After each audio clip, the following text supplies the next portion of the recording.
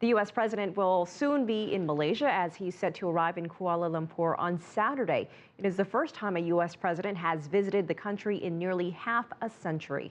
As CCTV's Rian Maelzer reports, there's mixed reaction to that visit.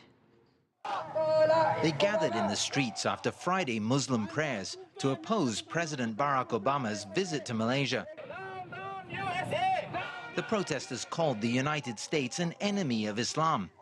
And as they marched on the American embassy, they voiced their opposition to the Trans-Pacific Partnership, a wide-ranging trade and investment pact that the U.S. is pushing to conclude with Malaysia and 10 other countries. The superpowers are having a upper hand in our trade policy. Very simple.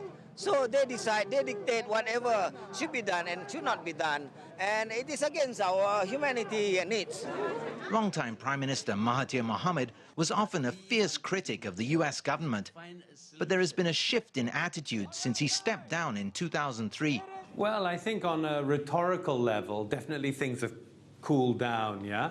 What you've now got is less rhetoric, much more kind of interaction on the private sector level, and increasingly, I think, an understanding at the official level as well.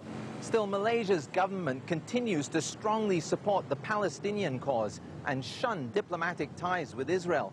And many people here, especially among the Muslim majority, strongly oppose many aspects of U.S. Middle East policy. Despite that, last year, when U.S. Defense Secretary Chuck Hagel visited Malaysia, the two countries pledged to increase military cooperation. Malaysia pledged much the same with China when President Xi Jinping visited a few weeks later.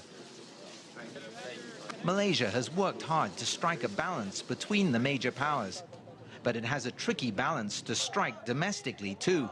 There is definitely, stronger interest on a Malaysian side to be closer to the U.S.